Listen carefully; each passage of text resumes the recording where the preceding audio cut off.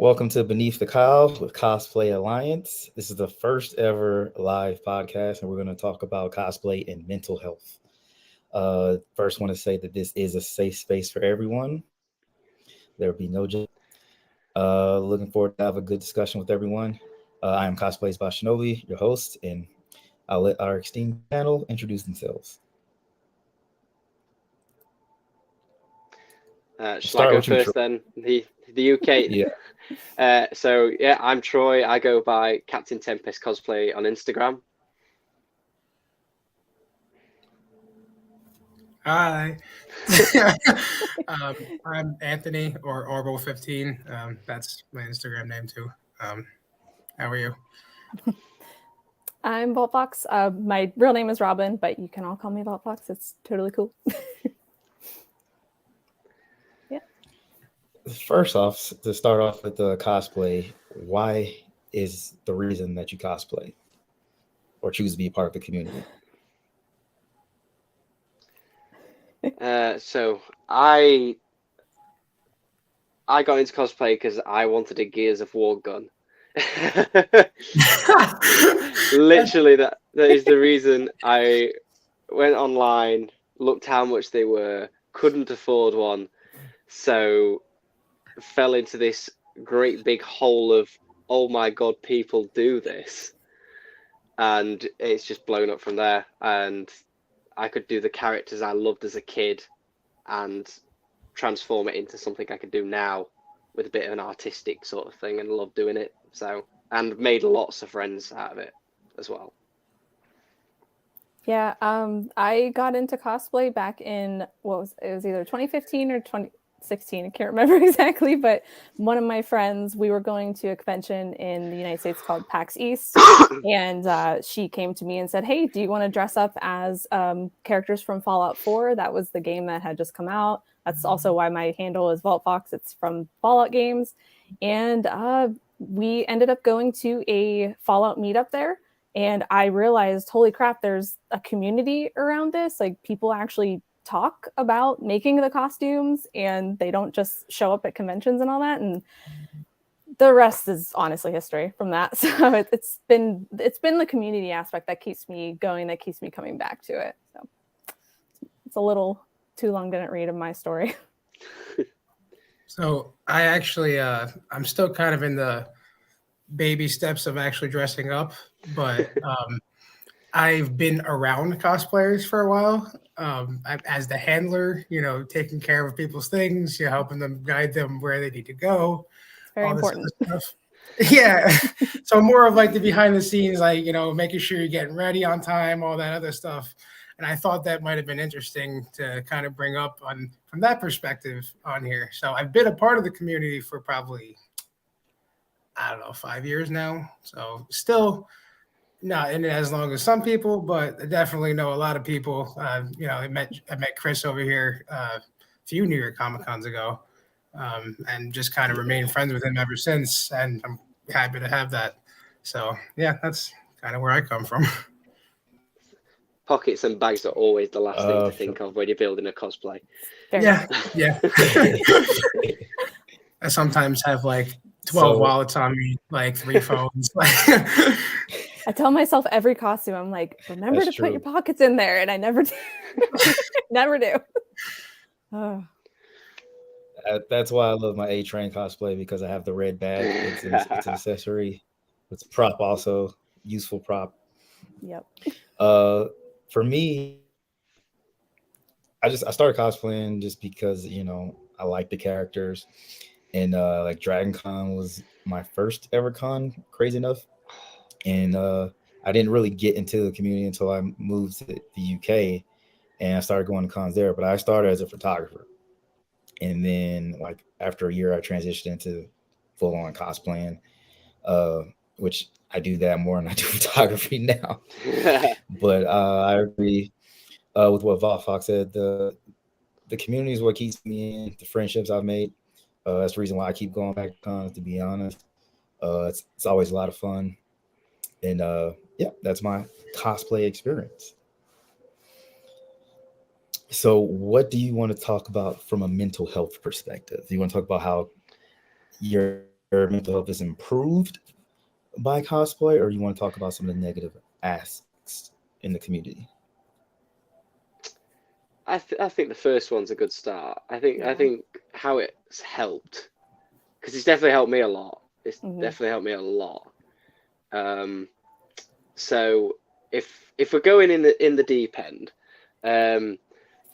I started cosplay about half a year after my best friend took his life. So I needed something to take my mind off stuff. And it's not something I expected to find that would, but it really did. And I found a lot of friendships that helped with that. And I'll openly talk about everything that happened with him and everything and look back at good times with it. But the cosplay stuff's really helped me move on and find a community that I can just talk to people. I've made my friends there. So it's really helped me personally, just in general with life as well. I've needed something to do today, so I've been building a costume for a friend, and he's been on the phone saying, "I love this," and he actually said to me, like, I met him earlier this year. You've made a great costume, but I've also made a great friend. So I couldn't have found a better community, to be honest. I love it. Yeah, I again, Troy, I'm so sorry to hear like of your loss. Similar thing happened with me. It was in 2017. My dad was diagnosed with non-Hodgkin's lymphoma in April of that year, and it was essentially 6 months, and then he passed away. And I was in the same boat. I needed something to focus on. I needed a project. I needed just anything else to just kind of escape that. And it, again, it was one of those things where I didn't think it was what I didn't think that was going to be the thing that I needed, but it ended up just becoming this, I hate to say it was escapism, but it definitely was escapism at the time, but it was what I needed. And the connections that I was able to make, I made an Aloy costume during that period of time, and I made it in the span of like a month and a half or something ridiculous. I don't recommend doing it, but I tell everyone I don't recommend doing it, but it was what I needed to. It was like the grieving process of just being able to physically make something out of this like pain that I had. And it kind of comes around back to now in 2023 of like, I'm going to be making another Aloy costume, and I'm just so excited to be able to make a costume in such a better headspace. Like obviously 2017 to 2023, that's 6 years. That's been a lot of growth. And I credit a lot of my growth from just interacting with this community because these are the stories that I love to hear the most. Like I love seeing these great photo shoots and, videos of costumes that people have made, but I think the most interesting thing is just what people go through in order, to make their costumes, So yeah, that's kind of where I'm sitting at. Yeah. So, it's been a little bit of a roller coaster, kind of back and forth. I definitely had more, good times than bad times though, without this, in this community. Started going to conventions, and then I started realizing like, oh my God, these are people that are just having fun, like in nerd culture, just doing whatever they want. Like no one cares that there's a random person dressed as a purple goblin over there. Like, so it's kind of the first time I experienced these like zones of where no one's really caring what you're doing, or like, people say that's very normal anyway, but in my own head, it's not always normal. So, going into one of these environments has definitely improved the way my outlook on a lot of things. And just, I like being around people who are usually uplifting me and surrounding me and with good friendship, and met a lot of cool people. I like to keep making new friends and keep going with this stuff. And it's just really overall improved my behavior as a whole. Like I started understanding like, why I should be doing certain things because of the people I have around me. I'm usually the youngest out of my group of people. but I kind of like that I am because they're all older than me and kind of trying to help guide me in certain directions. And I appreciate that a lot. So yeah, I definitely say like it's been a good improvement on my life throughout this entire time I've been around it. Yeah, it's definitely helped. To piggyback off of that, I was actually going through a divorce when I started to dabble in the cosplay. So it was kind of a big transition for me, and I was like, what do I do with my time? And I knew I was getting into photography, and I like Halloween was like my favorite kind of like holiday. I love dressing up for that one day of the year that I got to do it. And when I went to Dragon Con, it's funny, I was visiting home and my mom suggested I go to Dragon Con. I hadn't even heard about it at that point. And I went there and I almost lost my mind. I was like, wait, people just do this on the weekend? Like right then I knew I found I knew I found my people, right? They're like, this is exactly what I should be doing. I immediately wanted to start cosplaying, even though I didn't until probably a year later. But I started meeting people, making friends. I think for me, it probably gave me more body confidence because at the time I probably wasn't like now. I'll throw in a Zentai suit like it's nothing. Then I was like, I really want to do Spider-Man, but nothing's hidden there. It did kind of force me to work out, get in shape a little bit, but at the same time, I think from a confidence perspective, I've worn things that I definitely wouldn't have worn in the past, and the social interaction has been good. I've never been like not one to be non-social, but it does force you to be social with people, whether you have to talk to people that just want to take pictures with you or you're making friends. So from those aspects, definitely been nothing but positive for me. You guys are so lucky to have Dragon Con. Honestly. I can't believe that was your first convention. That's amazing. There's the deep that was a lot. I was like, wow. Are all cons like this? No. They're not, by the way. No, those aren't fun, but I look at MCM London, which is our big one, and you stand at the top of the steps and look out and can't see the floor, and I'm like, this is rand. And then you see videos of Dragon Con, you're like, that's that times 12. Like it's a lot. Like, wow. It's Yeah, insane. Go ahead.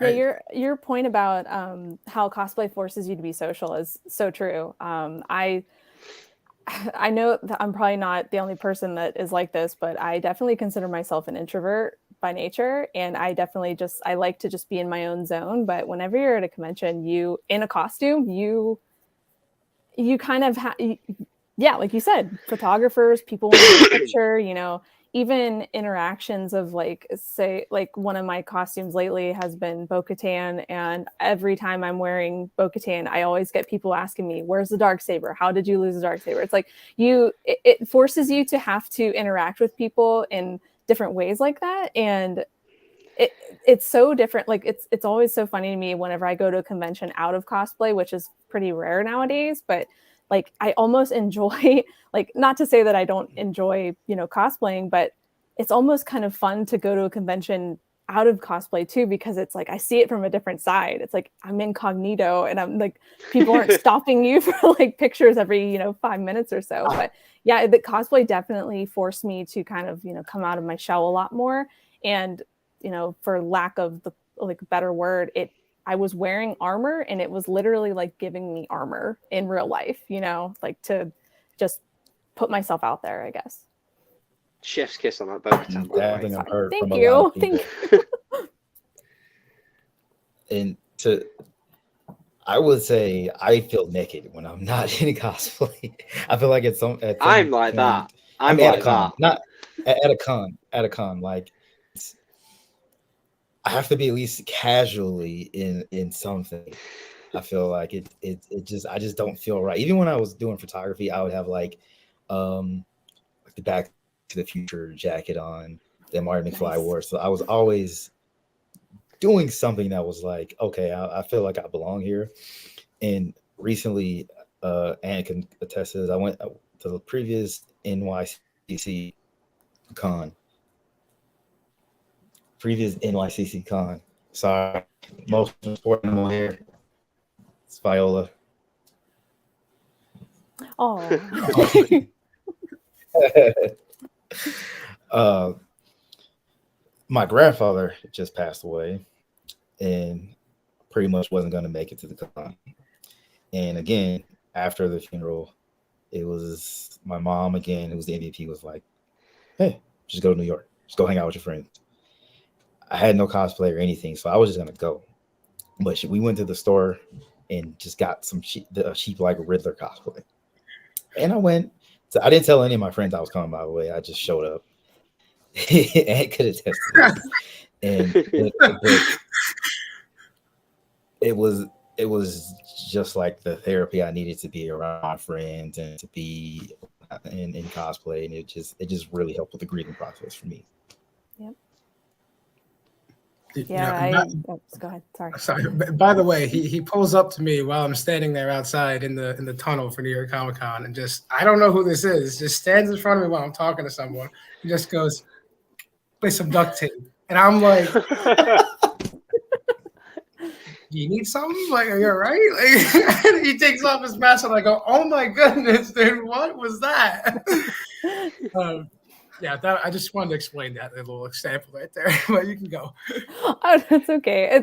It just reminded me. I went to New York Comic Con in 2017 in a similar circumstance. My dad was still sick at the time, and I went to go visit because Felicity Jones was there, and I had a Jen Erso cosplay, and that whole weekend is like just such a blur of just like it's like what you said. It was like the therapy that I needed. I was around all these people that also cosplayed Jin as well. And it was a really nice trip to take to just get my mind off of things. And it was, therapy that I needed,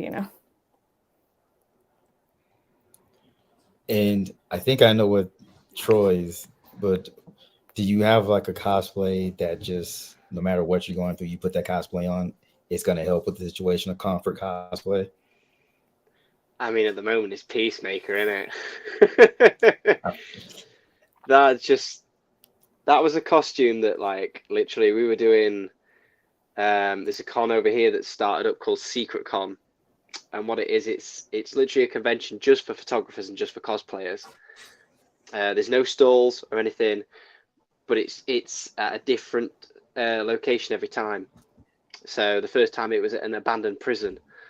The third, they did that again because COVID messed stuff up and all that. But then the third time it was at a stately home and stuff like that.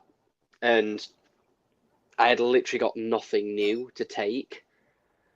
And I'd started the Peacemaker suit after Suicide Squad, and then heard he was doing a TV series. I thought, oh, I'll hang off and wait till the TV series. And as soon as that dance sequence came on, I was like, I have to finish this suit now. And literally, it's a teenager's bike t-shirt that no longer fits me at all. The back has ripped down it, with a foam logo on the front, a pair of white trousers, and that was all I had at that point. And it's just so much fun.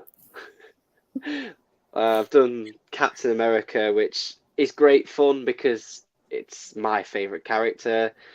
Kids love it and that. But Peacemaker, you can just do what you want. You can be the nice guy. You can have a bit of fun with people. That's my comfort one at the minute. I can just stick that on and be like, right, I'm going to have a good time now. I believe I met you in that Captain America, if I'm not mistaken. That was the first time we met. You shot that, and you're the first person to shoot my Endgame version of that cap. And that photo is still one of my favorites with the lightning where you edited that. I love that. I think you, funny enough, that probably was the last time I had my camera at a con. And I know, no, I saw Troy, and I was like, I think it was raining too. It was raining outside a little bit, and I was like, It was I have this definitely idea was, yeah. for an edit. I just need to take this picture of you right now. He was like, oh, cool. Where do you want me? And it turned out great. Thank you for that. I love that photo. That's still one of my favorite cat photos. It's just so, well, that dynamic's probably the word. It's just pure lightning everywhere. It's great. Right. That photo is pretty much how I reacted when he lifted that hammer. Spoilers for Endgame if no one's seen it. What the hell? But I literally had a pack of nachos when I like in my front, and my friend had already seen it, and he turned to me, and I was like, "What are you turning to me for?" And then it moves, and I started going. And as soon as he did it, the nachos just went everywhere. I went, yeah! Just went absolutely mental. So that photo is pretty much just lightning everywhere is my reaction to that moment. That's awesome. Okay, comfort cosplay. Vault Fox. Oh, so I would probably have said in the past that it was my Imperial Jin or so. I don't fit into that anymore, sadly. I'm working on a new flight suit for it, but I guess it's also similar to, so my comfort cosplay right now is probably Bo-Katan, not for the reasons people might think, but it's because it's one of those cosplays where, you know, I can have the wig on, I can, you know, look like her without the helmet on, but if I get like overwhelmed at a convention, or I just don't want to like have my face out, then I can put the helmet on. And I like costumes like that, where it's like I kind of have two different looks, you know? And so that's probably what I would say it is right now. It's probably a cop-out answer because it's my most recent one, but that's how I feel about it. It's like anytime I can take a helmet on or off and still be the character, it's always nice to me to just, you know, like shut off the world and put on the helmet and just kind of try and be a little bit incognito. Quick question about the helmet, because I did Captain Rex a while back. Yes. It's a suit I made during COVID, and then I couldn't wear it until a con, and I became a physique guy like that, and found that the legs didn't fit. So as soon as I wore it, the legs split. So I wore it for an hour, half an hour or so. Do you still pull a face under the mask? Because I found myself still like smiling. I'm like, yes, I do. Actually, they can't see my face. Yeah, my favorite's always whenever and I'm sure you've said stuff like this, like you take a picture of someone in a helmet and you're like, make sure you smile, and it's like I literally am smiling under there, you know. I can't shut it off. No, every time I'm in a mask, I'm smiling for a picture. I'm usually smiling behind the phone camera or something. Oh man. I think it's pretty obvious. I don't really have a comfort cosplay. I have been wearing a panda onesie the last couple of conventions. I was gonna say, what about the onesie? That's comfortable. Yeah. So I'll give that one some credit. It's been a few times I've been in that one, but other than that, I haven't really done too much dressing up. I do plan on it actually. I have a couple of things I want to do for KatsuCon coming up in February, and I just kind of wear my normal clothes. I did for a while have a running joke that I was Boatman because I was wearing like basically all Hawaiian shirts that just had floating boats going across them. You need to do the guy from Jurassic Park with the two pina coladas if you want them sort of things. Yeah. You're right. I did Grandpa Max 1 year of KatsuCon, like 3 years ago, but like nobody knew what I was at first. And then some guy goes, "Oh, Uncle Ben." And I'm like, "No, but I'll take it." That's a rite of passage as a cosplayer, though, getting called the wrong costume. So I definitely plan on dressing up more. At Holiday Mad Surrey, I did like some just Christmas related, and I had a lot of fun running around in that.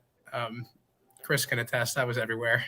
But yeah, I do actually enjoy it. I thought it was kind of fun, and I definitely want to do more of it because of that. And it puts me a little out of my comfort zone because, again, I'm normally just walking around in my regular clothes. But I don't see why that's not a problem at this point.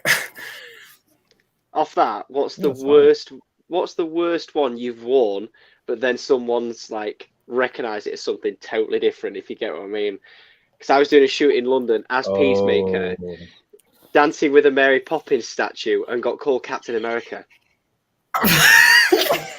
okay. So, He's so no, definitely not. there's a running joke with Craig. I don't know if he, so when we do the whole genie back and forth thing. I don't know if you've seen us do that before. Like we'll trade jabs on Instagram. The reason behind that because when he does Yondu, so I call him Genie, and we went to this we did this X-Men Fox like premiere of the last X-Men movie. It was the first time I did Nightcrawler. I did Nightcrawler. After the thing, we go to eat Wing Wing. We go to eat Wing Wing. I get on the tube. I'm on the tube on the train in my all blue face and all this stuff. And I go and I said, oh, the guy was like, oh, you dressed up. I was like, yeah, man. It's like, I was like, what character do you think I am? And he was like, the Genie. And I was like, oh, that hurt my soul. I really thought you were going to say an Avatar. Oh yeah. Someone has said that also. Because I have the tail. Yeah, I have the tail too. I've gotten that before, but that's not the worst one though. So Captain Marvel. I was doing like a gender band Captain Marvel, the green and black suit. Someone called me a Power Ranger.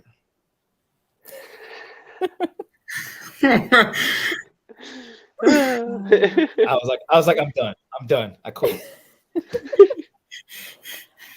But I'm trying to think of like, there's been so many, but it as Jyn Erso in her like the one that she's wearing throughout most of the movie, where she's got the vest on and everything. I've had people think that I was Han Solo, and I'm like, no, I mean, okay, kind of maybe, but those, and I've obviously been called Boba Fett in Bo-Katan before, which that makes me laugh. I'm just like, they're very, yeah, but oh man, oppositely opposed. Yes, That's they're the very worst. different.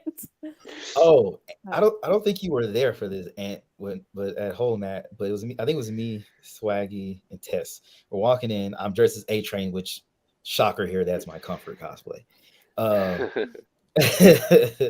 I just have way too much fun as A-Train. No, really? Yeah, just shocker. Spoiler alert. I'm dressed as A-Train. What was Swaggy? I think Swaggy was like Cyborg or something.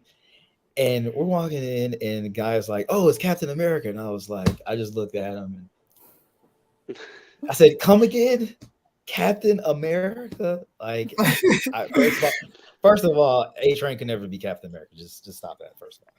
But that was probably the worst recognition of a character. Yeah, wow, that's like, oh goodness. Yeah, no, it always amazes me. But then, like, I'm also guilty of it too, because I just, I don't know if I mentioned, I have ADHD, so I sometimes I can't process things before I yell something out. And there is so I'm trying to think of the actual name of the character because I can only think of what I call it, but it's from an anime. I want to say it's Alucard or something, but I always call them, anytime I see that cosplay, I always call them Carmen Sandiego. And it's not correct. It's not correct at all, but it's almost become like a running joke between like myself and my like cosplay friends. They're always like, anytime they see that cosplay, they're like, "Hey, look, it's Carmen Sandiego." And I'm like, I know it's not now, but that was, oh my goodness. That was when I first started cosplaying. I was just like, so I'm guilty of it too. So. I had a moment of being the opposite end. Yeah. I was on the opposite end of the situation, like calling someone the wrong cosplay last year at MegaCon. How dare you? Listen, I had never seen Punchline before, right? And for some reason, my brain was like, Molly from a comfy couch. So I went up to her and asked her if that was what she was, and she was like, "No, not even like in the same ballpark." And I was like, "No, I could have sworn that you were on that show. She was like, no, I'm Joker's new girlfriend, basically. I go, whoa, okay. Yeah, I didn't even know Joker had one. Yeah, that was an experience. It kind of made the whole situation weird after that. So I was like, all right, I'm just gonna go back over this way. These people again. Yeah, I always feel bad about that, but it's like having done it myself, I always try to like I used to get annoyed whenever people would not know who I was, like not know the character, but now I'm like, it's fine. Like conventions are very overwhelming and overstimulating. It's like sometimes something just pops into your head and that's what is said. So it's just funny to like talk about that kind of stuff here. In general. So I'll generally say something, but just say no, it's okay. But I gotta give them crap first. Like, at MCM, has everyone seen Demolition Man, the movie? Yes, I believe so. I saw you in this cosplay, so Wesley Snipes and so I was Simon Phoenix, the character, and someone running comes up to me and says, "Oh, my friend says you look like somebody." I was like, she's like, "I don't want to tell you." I was like, "Tell me, just tell me." Bob the Builder.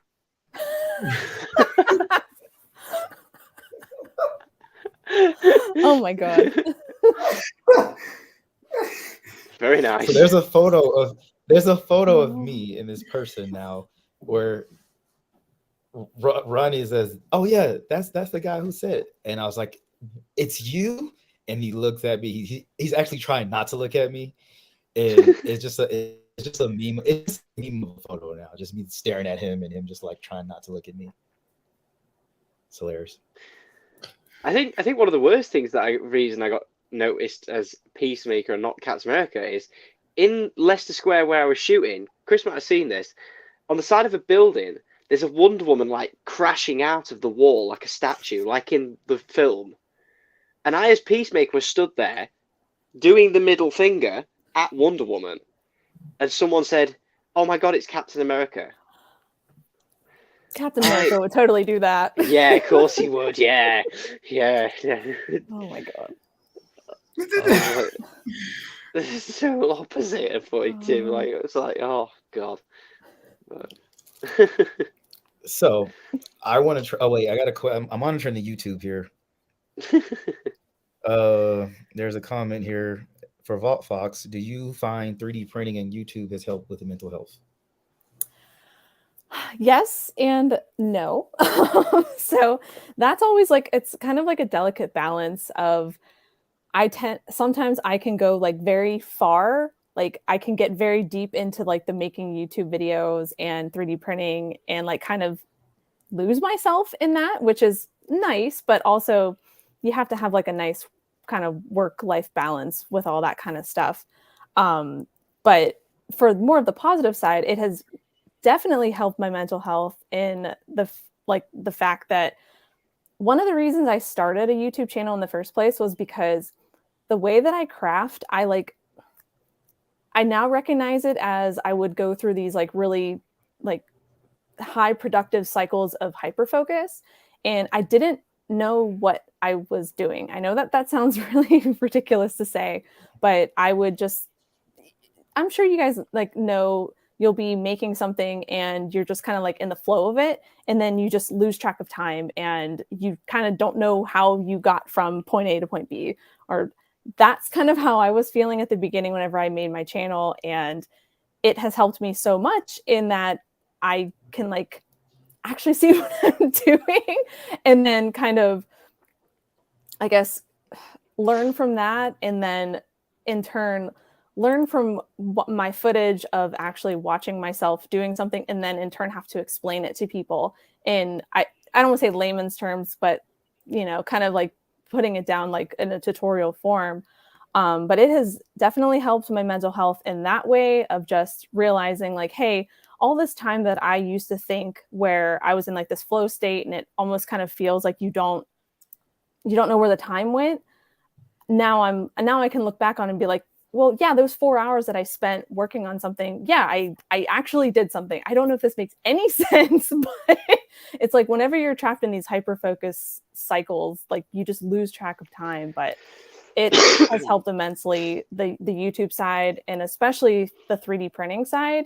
Now 3D printing can get stressful because, I'm sure anyone that owns a regular paper printer, you know that those things barely work half the time, and a 3D printer is like that times 1,000. So you kind of have to be in a routine of maintaining them. But for me, it's been nice because if I am, really in like a period of, okay, I want to get some stuff done, I want to, just get a lot of things banged out, I can get my printer set up and like print a bunch of armor, like for my Bo-Katan armor and then my Mando armor. I printed that all out whenever I was like really, really excited about scaling everything and getting that all done. And then it's kind of, you just kind of let the printers go and they'll do their thing. And then I can come back to it at a later time whenever I'm ready to sand. So it helps a lot in the sense of that. And it also helps a lot with like executive function in the way of just again, it's whenever I'm really excited about it, I can get things on the printer and get them all printed out and come back to it whenever I want to. Sorry, that was a little bit crazy there. Fine. Mm-hmm. No, it's great. More than I know. One, Yeah. so this is interesting.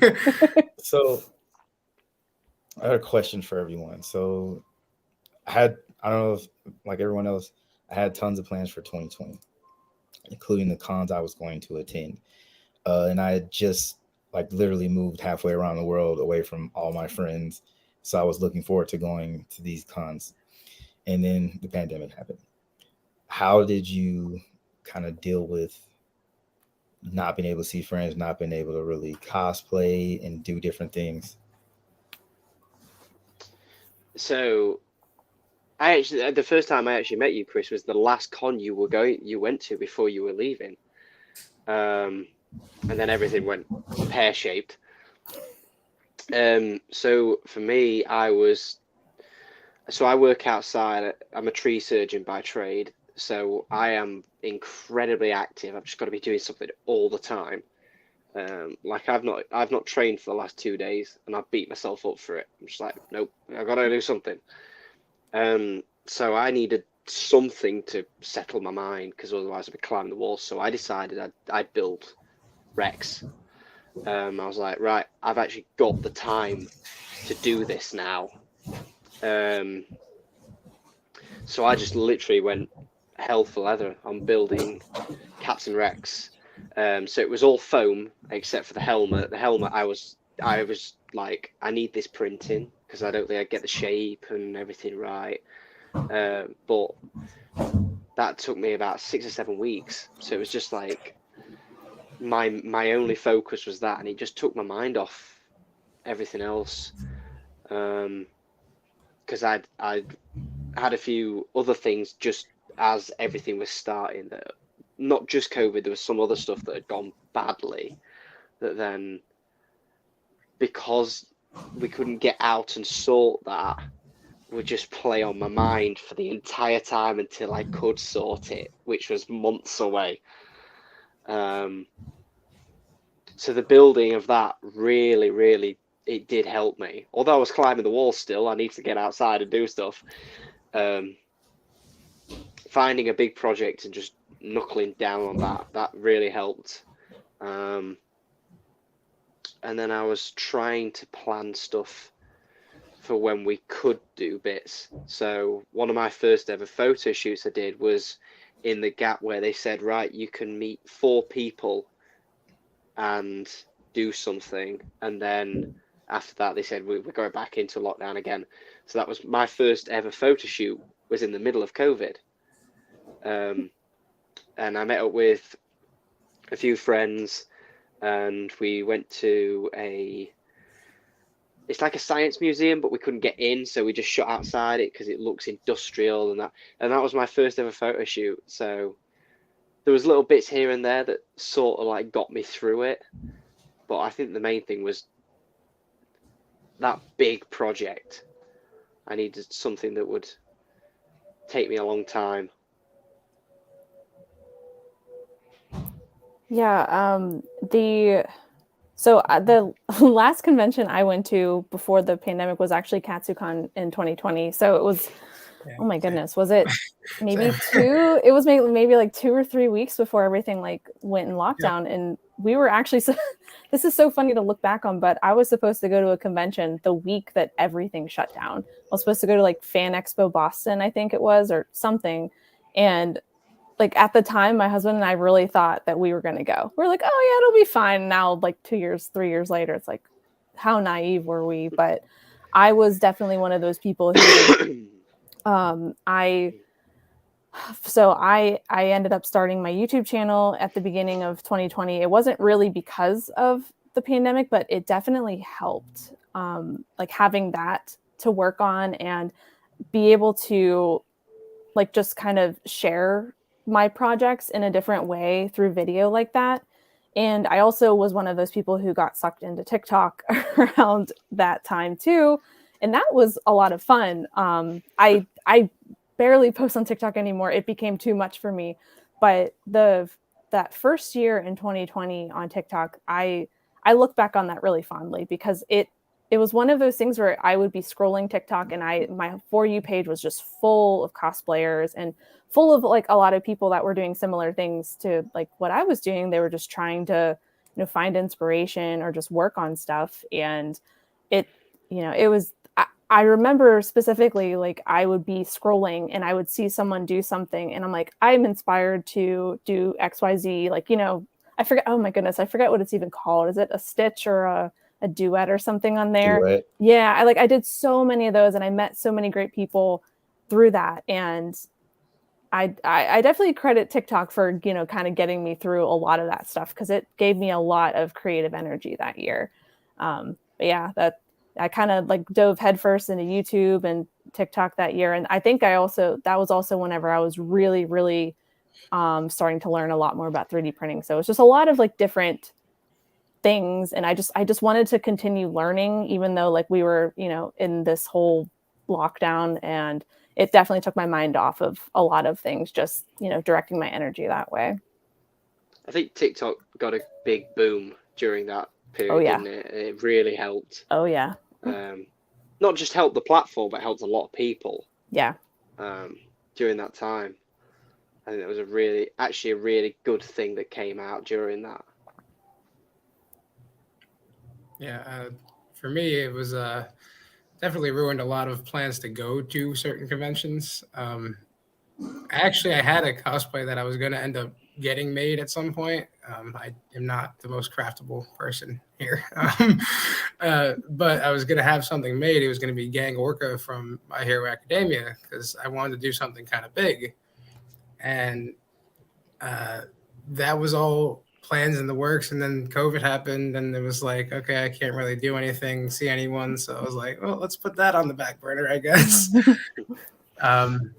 And then, but that's actually where probably one of the downs of the ups and downs I was talking about earlier on this entire thing, because I couldn't see a lot of my friends that I would normally see all the time. So I kind of just worked, went home, played video games, worked, went home. Eventually things like opened up a little bit to where I was like, for my birthday, I think I rented out a cabin, and I live in New Jersey, and the Pocono Mountains are nearby. So I rented a place there, had all my friends kind of in the area come out there, and we all had, we just celebrated my birthday. But that was really like the only interaction that I had with people I go to conventions with for that entire time that I was doing that. Now, I mean, during that as well, I decided that I was going to lose a bunch of weight, and I lost 70 pounds throughout the pandemic. Nice.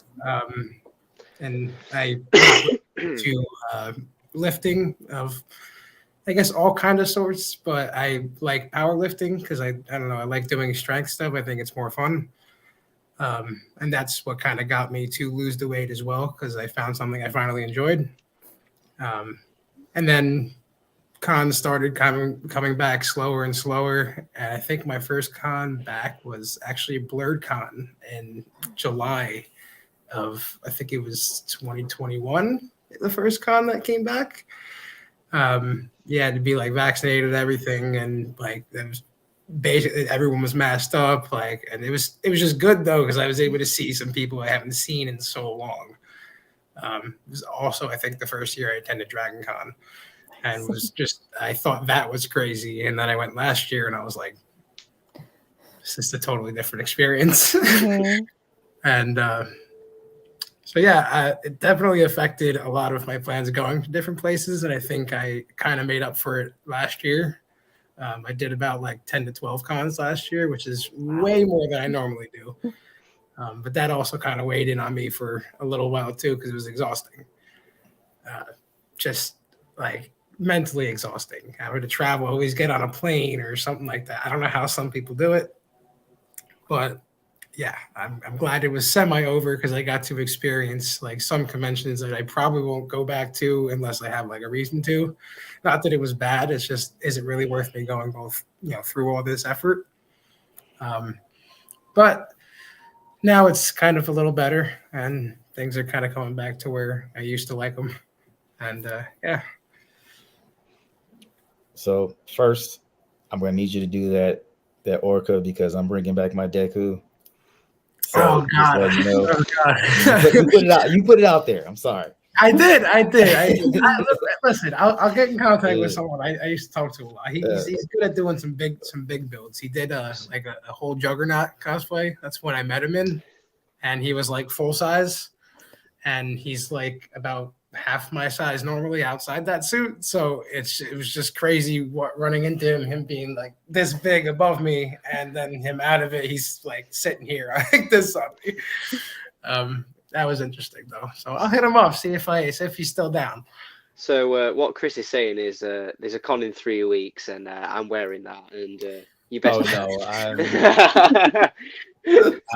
that's not what I'm saying. I didn't ask for that. No, sir. So I guess for me, I was planning to go to London. The pandemic kind of hit me kind of hard for multiple reasons. Partly because some of the people I communicate with the most have now become cosplayers, people I met through the cosplay community.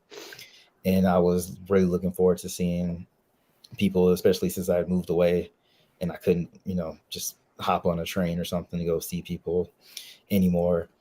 So from that perspective, I was just drained. And then, the BLM movement, all those things started to take off. That was also kind of a drain on me. But what I chose to do at that time, instead of kind of like using my cosplay for escapism, I kind of like leaned into it and started kind of cosplay activism kind of sort of deal, and started using my cosplays to kind of spread awareness and stuff like that. So I think that mentally helped me deal with everything. And my first con back was this year, was the MCM. That was my first con back since like 2019. So it had been a while. And it made me just not want to go through another pandemic again, because honestly, and I was kind of worried. I don't know if anyone else had like anxiety with being around a ton of people again and had to deal with anything like that. But for me, it just felt like being home once I got to the actual con. I'm definitely still like a little weary, like in these very crowded places. Like, not that I'm sitting here like, oh, everybody's infected, but like, you still got to be careful because there are some people that will just willingly walk around like and not care. Unfortunately, that's what we got to kind of work through. So I do still feel like a little like, I don't really want to go into that big crowd. I made a comment actually last Hallmat when I walked up by one of the hot tubs and I saw like 20 people, and I go, that looks like COVID soup in there. I don't want to do that. I don't want to be this close in a hot tub with somebody. It's not really my thing.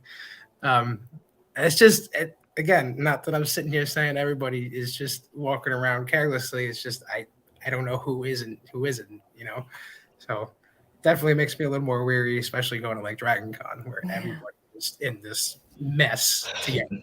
That Dragon Con, actually, when I finally caught it, actually the last Dragon Con, I assume it was Dragon Con. I had traveled few days before Dragon Con for work, but I assume it was Dragon Con. I think I made the statement. I was like, COVID is definitely here. Yeah, I caught it from Comic Con. Yeah, I luckily Cool. have escaped it from Comic Cons. I was actually lucky that I had no symptoms. I didn't have any symptoms at all. Like I had one bad day. I was just like, I feel like I got a bit of a cold. So I was going back to work the next day, and we had to check anyway for work.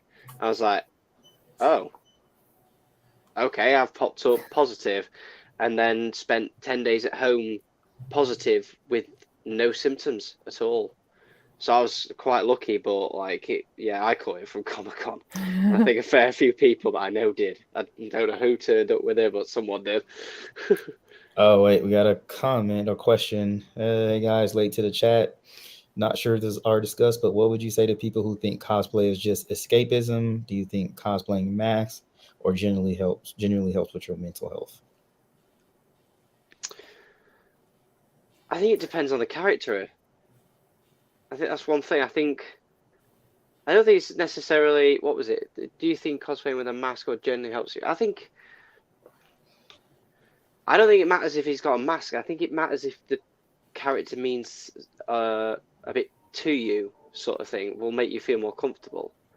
Like I said, my comfort character was Peacemaker, but one of the things as well is like John Cena meant so much to me. I grew up watching Cena from a kid, and I felt comfortable just going into that character. It wasn't so much a mask, but then I can do Batman and feel comfortable with that. We were on it earlier about saying that someone doesn't recognize you. I love going up to people that know me in that mask because my Batman is so small on the eyes that someone doesn't know it's me. So I'd say it doesn't really matter too much, in my opinion. I just think it's be selective on the character you're going for. Yeah, I remember whenever I first started cosplaying, I thought that the helmets were kind of like that was like the thing that would help me be more confident in public was to have a helmet on and to kind of like mask my face. And I still do kind of enjoy that. Like I said, I did mention that earlier. It's like I like to have. Go ahead. I think we briefly misunderstood. I think they were saying, do you think it just masks whatever you're dealing with mentally, or does it genuinely help with it? Sorry, I've misread that. So like. Sorry, that's my fault. It's all good. So sorry who asked the question. And I think it could be both. Like I think some people use it as escapism, and I think that's fine because sometimes you do just need to get out of your own head or have a way to not deal with something you don't want to feel like dealing with sometimes. But I also truly believe it does help your mental health, whether it's giving you a creative outlet. Like we talked about social interactions. Like there's some people who are, not the most social people, but being in the community has helped them have these social interactions and communicate with people that they would otherwise never done. So yeah, I think there's definitely positives to it. Yeah, like I know personally, I almost feel like if I didn't have cosplay, that I wouldn't be as open about like the whole mental health side of things. For some reason, I feel like I can just be more open about it, talking about it through way of like making a costume, because it's like making a costume or just making anything in general is kind of like almost a universal experience. Like people know, like especially with cosplay, it's like there's like 1,000,001 ways to do it. Like we've all made stuff, and I'm sure that none of us have made things in the same way, step by step. And it's being able to kind of tell my like the mental side of what I'm doing. I just feel like that's just it's allowed me to just be more vocal about it. Whereas, like, I don't know. I'm just thinking of like influencers on like Instagram or something, like just talking about like, I was sad today, and like not saying that you can't do that, but for some reason talking about the struggles that I've gone through, like with anxiety and depression and all that, through the lens of a costume that I made, for some reason it's just easier for me to do. And I don't know why, but I definitely credit cosplay for making me be as open as I am about my mental health and all that kind of stuff. Yeah, I got mixed up there. Very sorry. But no, I agree with all of that. You can obviously embody a character, and that can help you feel better, or take a character and make it your own as well. But it's definitely, I think it definitely does help a lot. Yeah, and although I got it wrong with the masks thing, I think it can be a good way in. Like we said, that if you don't feel like showing your face but really want to do this, there is ways to do it. Like and then you might grow the confidence in removing that helmet or anything like that. It's a good way in. Like the Mandalorians or clones or anything, I think they're actually, although some of them are quite difficult builds, they might be quite a good way in if you're struggling with that confidence, and that might give you the boost of mental health to maybe then go that bit further and think, all right, well, that really worked. I could maybe do this one and show myself a bit more, and it might give you that boost.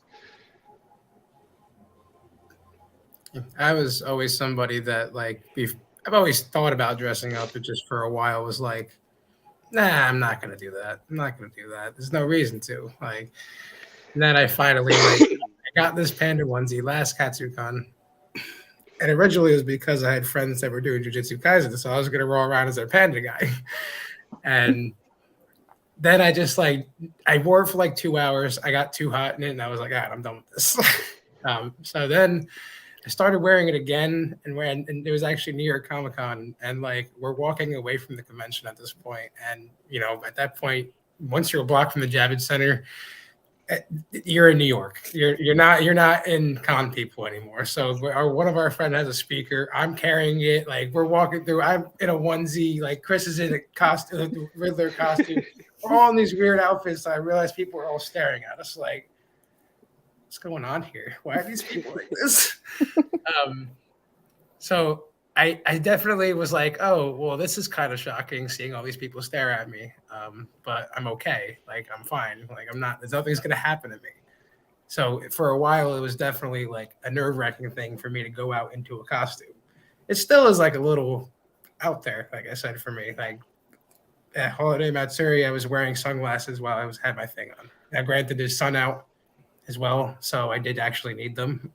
But I just felt a little more comfortable in pictures and whatnot, because I feel like sometimes in pictures I don't always like, I don't want to say configure my face the right way, but like I'll always end up with like a weird like twitching eye or something, or like my face is like somewhat contorted this way, and they're usually funny, so I don't mind too much, but it's just still something I'm trying to get over as a whole. I'm getting better at it, though. I just started to learn. I just got to open my smile a little wider. But yeah, so a while it was a lot of that stuff. But I think that was kind of why I wanted to do the whole gang orca thing originally, because it was something where I didn't have to be like out and about. I just would have been one of those people that had to have a handler and be walked around because I'm in this big costume, big suit, got this thing over my head, like. So I thought I was just, oh yeah, someone's gonna tap you on the shoulder. I just turn around and go, okay, yeah. I was okay with that. Now I'm definitely okay with a lot more. So I definitely understand where, if you were talking about wearing a mask kind of breaking you into this stuff, it would kind of help that, because I've seen a ton of Tobys everywhere I go, and I'm sure that they might have that similar experience. I've only had my like recently experience of traveling to a con in costume.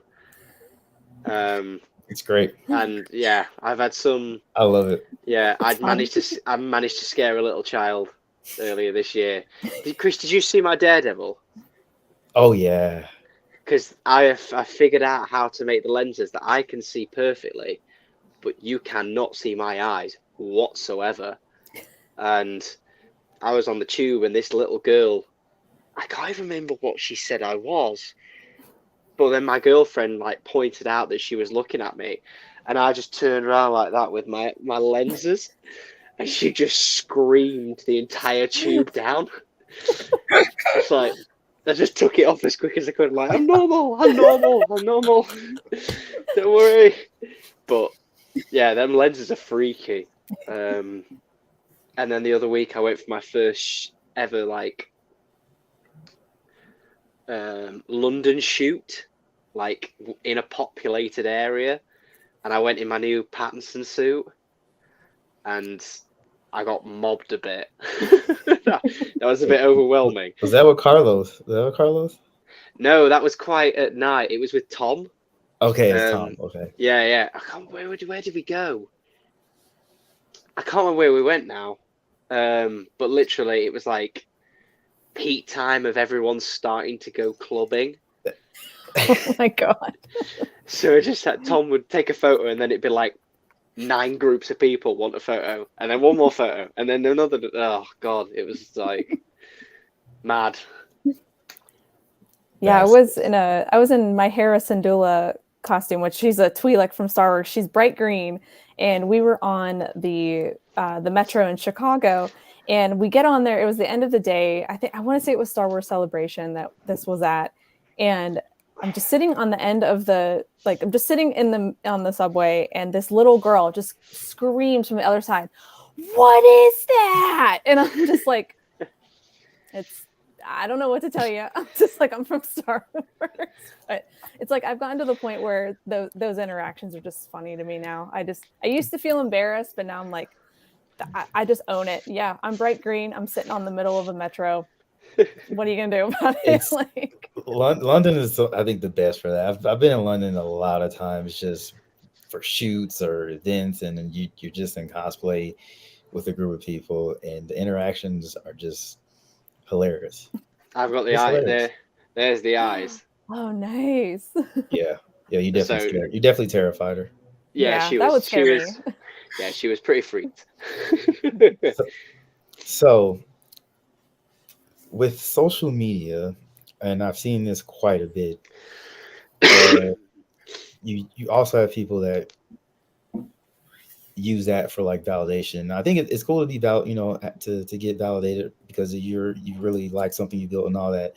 But sometimes your mental health is so tied to getting likes on specific things, and if you don't get the likes, you're down, or people don't like this and people don't like me. Because I've had these conversations with people who felt that way, and just say, it's an algorithm. Just because people don't like it, they just are literally not seeing it. They're not seeing what you're putting out. So that was, and I used to, for around my first 2 years, I probably posted like every single day over a 2-year span. I don't do that anymore, but it was kind of not even like, I don't know if it was pressure to get things out, but something I put on myself unnecessarily that I didn't have to. And I understand that for me, it's just a hobby, and you do sometimes get branded things or do deals, but there are people that want this to be their job. Cosplay, they want this to be their job. So I understand that that's a little bit different, but have you seen kind of unhealthy standards from that aspect of validation, needing validation? Oh yeah. Yeah, definitely. Yeah.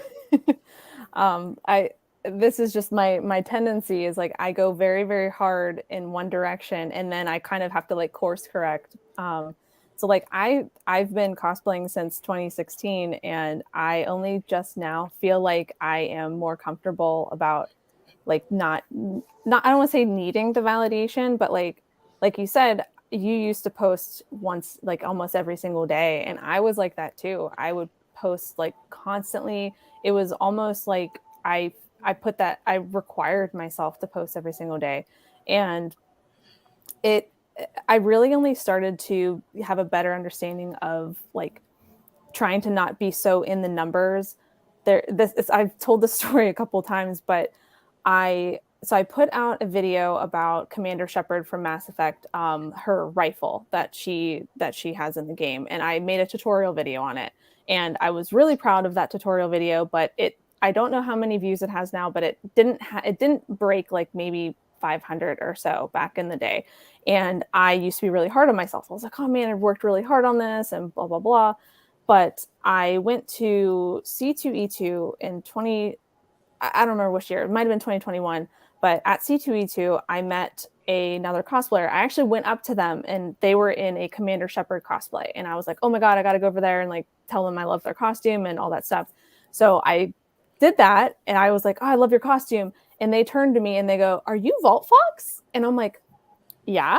And then they just go, I used your tutorial video to make this gun as well as the armor. And it genuinely meant so much to me because that was probably the moment where I was like, okay, yeah, there's 500 views on this video, but that's 500 people that have seen this video. And just to know that I was able to help just one person make their costume, it just gave me a whole different perspective on the whole numbers thing. Like, I'm not saying that I don't still get into the weeds of numbers and analytics and that stuff, but sometimes I just have to remind myself, like, we're almost like conditioned to want to have like these ridiculous numbers of followers and stuff. And it's like, I have 30,000 followers on Instagram. I'm not saying that to brag, but I'm just like, I don't even know what that amount of people looks like in real life, you know? So in that regard, it, like, again, it's taken me almost 6 years of doing this to really get to a place where I'm not thinking about it as much. And it's definitely one of those things that it's easier said than done to get your head out of it. Yeah, I think it used to bother me a bit at first when I first ever started, because it's like, I've put so much time into this. Like, one of the cosplays I spent 2 years building was Thorin from The Hobbit. And it only after a while, it occurred to me after looking online and stuff like that, the reason it wasn't getting the likes is because The Hobbit wasn't trending. It wasn't the thing at the minute, so it's not going to go to the top of people's lists. So, and then I started thinking about, oh well, 100, I get like 120 on that, maybe 120 people thought it was great enough to take a second and just have a look at it, and stuff like that. I'll tell you a quick funny story about being recognized. So my first recognition was, Chris, I don't know if you've seen this on my Instagram. One of my first ever shoots with Carlos was a recreation of a scene from Casino Royale. Yeah. He knows what's coming. So I'm a massive Daniel Craig fan. And I got into men's physique stuff, and I got down to like 5% body fat for a shoot and stuff like that. And me and Carlos joked about doing the torture scene from Casino Royale. We ended up doing this at Secret Con. And the first time I ever got recognized by someone was they came up to me and went, "Are you the guy that got naked at Secret Con?" Which I will point out, I wasn't. I had got boxers on, and he edited it out. But you got recognised for that, and I got recognised for getting my kit off. Nice. But yeah, on the building thing, yeah, some things will go up. You'll then literally put the same photo up another day, and it just won't do as good. It's not the be all and end all. I much prefer going to a con and having, if you want validation, your friends going, "Oh my God, is that what you've worked on for this long? It looks amazing. It looks great." I mean, some of the people on Instagram you'll have never even met. Yeah. So it means more coming from someone you know, definitely, as well. I kind of try, artist, to remind people around me that, like, a friend of mine, he got like 300 views on something. Then he did something simple for another video and got like 20,000. And he's like, "How does this work? Like, this makes no sense. I spent so much time on this other one." I'm like, dude, you still got 300, like, whatever it might have been views on this video. That's a lot of people. Like, I don't know if you understand. Like, you ever see that many people in front of you? Like, and it's kind of piggybacking off of what you said. Like, you get 500 people in a room. That's a big room. That's 500 people sitting there and liking what you did. Although it's not 30,000 like the other video is, that's just how it kind of goes. It doesn't really matter, how much time and effort's put into it. Sometimes just how the algorithm kind of rolls. It's unfortunate, it really is, because it kind of, I think, puts people who I know are just very talented, like, in a damper sometimes, because they're like, dang, everything that I worked so hard on just is never shown. It's like no one ever sees it. But then I do something that takes 5 minutes and everyone sees it, and I don't know what to do. And I'm like, dude, just need to keep going and doing what you enjoy. As long as you enjoy it, then you should continue. Don't do something that's not making you happy. So don't always think about it as, oh, I'm not getting enough likes. I'm not getting this. I'm not getting that. Like, think about what you are getting and the impact that you have on people around you. I think that's very important, and why people do this. It's not only for themselves at this point, is the impact that they leave on people, and I think they quite enjoy that, especially if it's a good impact. It feels good when you leave an impression on somebody that makes them kind of remember you. So I definitely have seen some people kind of, be put in, I guess, a bad mindset because they're not getting the views they want to get. And it's unfortunate, but as I tell them all, like, just keep going. You enjoy doing it, have fun. I agree. My favorite recognition. So I used to live in north part of UK, North Yorkshire, and I used to do a lot of small cons. And Black Panther was one of my first cosplays, and one of my favorite cosplays, because just of how I was treated while wearing it. People were actually treating me like a royalty, and it was just a really cool thing. But I was like doing some, I don't know, advertising for another local con, and I'm just walking around the street, and I think I'm dressed as like Luke Cage. It's just something very casual. And this kid walks up to me, is like, "Hey, are you Black Panther?" And I looked at him, and his mom was like, "No, no, no." And I was like, wait, he might be right here. Like, did you go to a con, this con? Like, yeah. I was like, oh yeah, that was me. I was Black Panther. And that floored me, just that a kid recognized me just in another random costume. And I think part of the reason that I love cosplay is the charity work that you also are able to take part in. And one of the charities that I used to generally work with in the UK was Mind Charity, which was kind of personal for me because my father is bipolar and suffers from paranoia. So that's something I've always tried to, participate in. And I think Troy is going to know, I'm not gonna say his name, but there's a young kid who wanted to go to cons, and he was too sick basically to go to a con. And I gathered a bunch of cosplayers up. I reached out to his father. We got him like a shield, signed it, had some celebrities at the con sign it, and someone bought Milner. So we were just able to get him, some things because he couldn't come to the con, and it was really cool seeing just how you can actually brighten a kid's day. That just, for me, that mentally helps me. Like, oh, okay, this is not just me goofing around. Like, I can actually make an impact on someone's day and kind of maintain that contact between that specific kid and his father, and you can kind of see he actually improved, which is really, really good. And actually was able to go to a con. I think you met him at a con, if I'm not mistaken, Troy.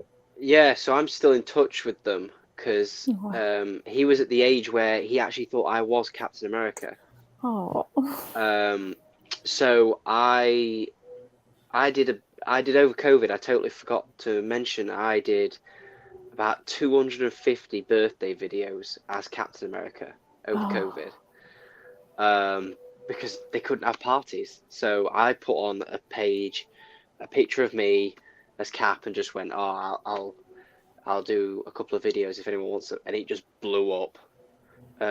Never charged, didn't do anything, just literally would in the day go, Mum, I need to get the suit on again, and just bang 15 or so out. So I did one for this little guy, and then I ended up doing a children's hospital visit, and he was there. I didn't know he was going to be there, and he was there. So I got to meet him, and then his dad messaged me and said that the next con he was going to would be his first con back, and what was I wearing, and I was going to wear Cap.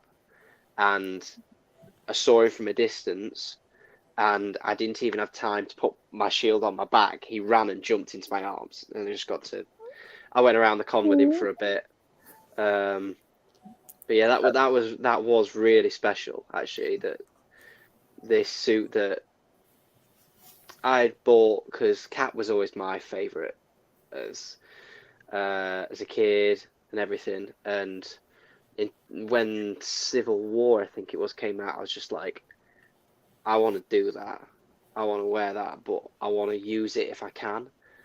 So then I got that. The suit wasn't just for me; it was for someone else as well.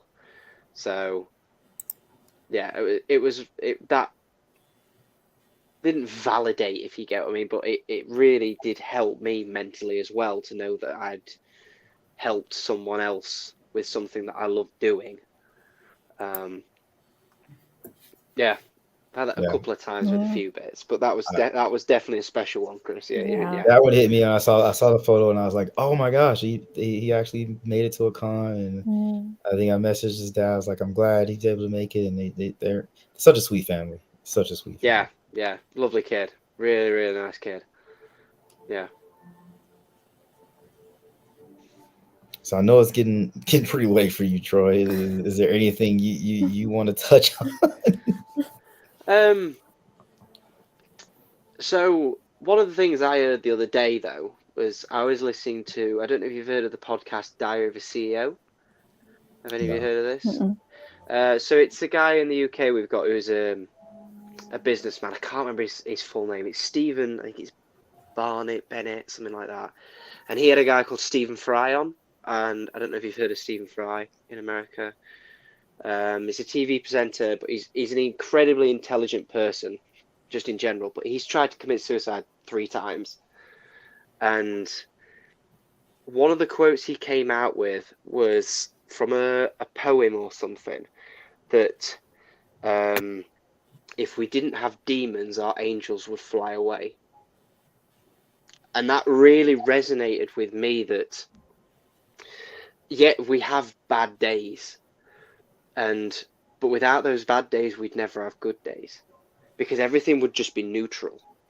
So I think sometimes, although we go into these, have mental problems and mental health problems, sometimes it helps to have a perspective, look back at those and really think what we've got going for us. I had a time where I was really bad after what had happened, and I used to have a book, and I wrote down all the pros and cons that had happened in that day, and they would outweigh the others. And him saying that the other day just hit back at that was what my book was, and that, so that I think if people are having a bad day, that for me now is a good way to look at it. That without this bad day, right, okay, I feel down and that, but something good's coming. Something good will definitely come and follow up. I highly recommend it if no one's listened to it. It was an incredibly thoughtful episode of a podcast, but yeah, it's called Diary of a CEO. Just find Stephen Fry, even if you don't know the guy, it's a really good listen about mental health problems and someone who's broken through that barrier, who still struggles, but who is very open about it and open about how he's dealing with it and how he deals with it every day, and that. And obviously for a lot of us, that is cosplay. And for me, it's building, going to the gym, stuff like that. But the community that's there has definitely helped me a lot along the way.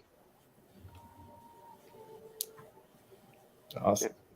Any last thoughts?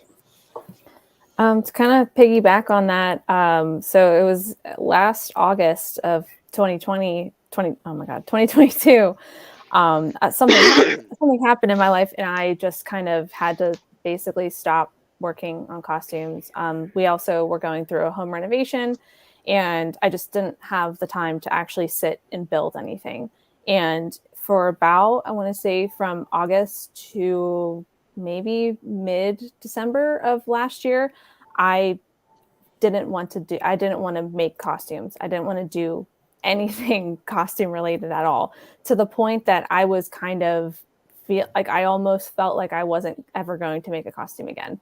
And it wasn't because I was it was a mixture of like just overwhelm, as well as the home renovation and like mental health issues as well. And I remember being in those 4 months, and I'm so glad that I actually wrote in my journal how I was feeling, because now I can look back on the bad times, the bad days that I was having, and realize how happy I am now that I am motivated and excited to work on things again. Because when I say that I didn't think I was going to make a costume again during those months, I mean it. Like, even just thinking about it was so overwhelming, and just it was just a lot of feelings, especially, someone that's cosplayed for as long as I have. It felt wrong for me to not want to cosplay anymore. And it just felt like a part of me was missing. And it just feels so good to know that, I am now in a place because of those, that time. I had to work through some things. I really needed to take some time off from it. But it's so nice to know that, even whenever you think you're not going to have inspiration or motivation to continue working at cosplay or whatever hobby you're working at, because we all go through like creative highs and lows and stuff, that, inspiration is going to hit you at like the weirdest times. Like that period of time where I didn't want to work on anything, I still had to, get things ready in this basement, in our crafting space. And I decided one day to just kind of like go through my costume supplies and declutter them. And I came across a lot of old supplies that I had for these costumes that I basically had put off for years at a time. And one of them was this Aloy costume that I'm working on right now. Like, I was buying supplies for it back in 2020. It was supposed to be a costume that I was going to make and take to conventions. And obviously, conventions were canceled then. So like the motivation went out the door for that. But by me going through my old supplies and finding those, supplies there, I know I could have looked at them and almost been ashamed that it had been 2 years since I had bought all this stuff. And I could have just like used that shame to continue not working on it. But instead, it actually inspired me to want to work on it this year. And now I'm just like so happy to just, come down here and work on something here and there every bit. And it's like you said, Troy, you have to have those low days to really appreciate whenever you're in the good times. And I'm thankful that I went through all that. Whenever you're going through it, it sucks. Everyone wants to know how to get out of it. But it's just great to be back at it and be motivated to craft again. But yeah, those are my final thoughts. I kind of want to add a little bit to that. You don't always feel super inspired and whatnot. But you got right back into it, and it's not like you gave up on it. You just kind of put it off to the side for a little bit. Mm-hmm. Sometimes what people don't always understand, especially within this community, is it's okay to take a break. Yes. You don't always have to be full throttle 100%. Sometimes that creative flow gets just disrupted from whatever it may be, your normal work job, your family life, your any type of thing that would normally disrupt that. It's okay to put it off to the side and take a break from it. A good work-life balance, you need it, especially with something that you do end up receiving a lot of validation through, even though if that's not what you're trying to do, it doesn't matter. It still goes through, because you still have people liking things. But again, the moment that stops happening as much, it starts to kind of deteriorate someone's mental health a little bit.